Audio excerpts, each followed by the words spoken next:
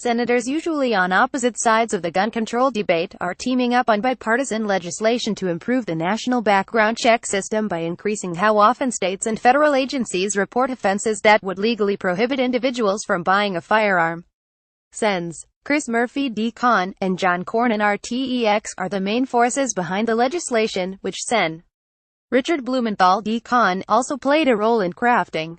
The trio is expecting to pull more Republican support for their measure before formally releasing it.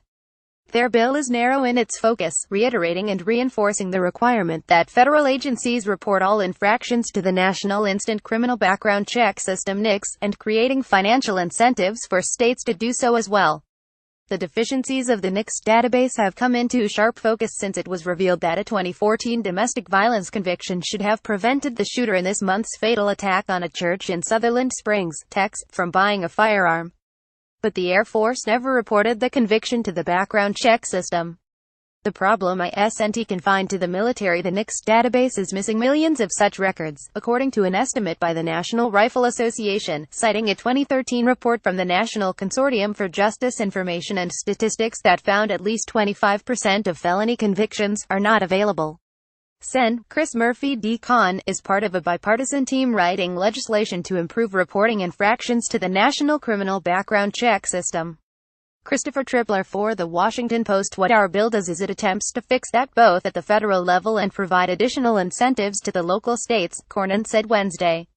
It may be as simple as just getting them to do what they're already required to do. Federal agencies are required to report various felonies, indictments and other crimes, including domestic assaults, into the federal database, but Congress has no power to compel states to do the same. The Murphy-Cornyn legislation would offer direct financial incentives, as well as favorable future access to other federal assistance programs, to states that report infractions into the system.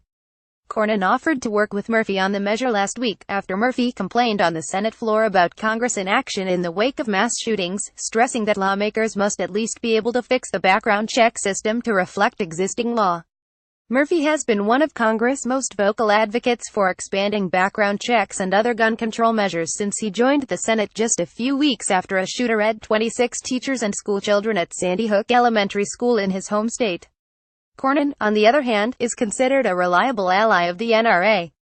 Their partnership suggests a broad coalition could form around the bill. But Congress has had difficulty joining forces around gun control legislation, even when lawmakers in both parties believe regulation is needed. Last month, in the wake of a mass shooting that had 58 concertgoers in Las Vegas, Republican and Democratic lawmakers called for a restriction on bump stocks, the attachment that can turn a semi-automatic weapon into a nearly automatic firearm.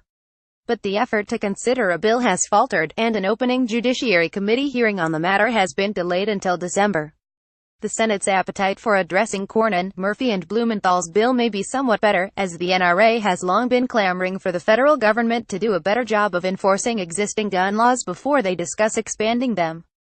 But the forthcoming bill's authors do not appear to want to take any chances that their efforts run aground. Blumenthal said the senators are trying to expedite the measure to the Senate floor, instead of putting it through the Judiciary Committee. They are not the only senators to propose gun legislation in the wake of the Sutherland Springs shooting.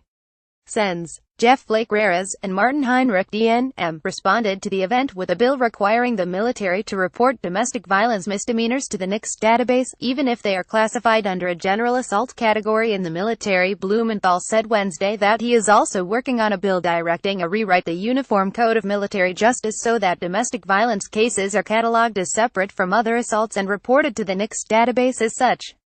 Several senators have also called for the military to conduct a thorough review of its reporting policies. On Wednesday, Flake, Heinrich and Sen. Jean Shaheen D.N.H. also called on the Defense Department to publicize statistics about the number of unreported domestic violence cases that have gone unreported to the NICS database since 2007. To date, the military has reported only one domestic violence offense into the system. Sean Sullivan contributed to this report.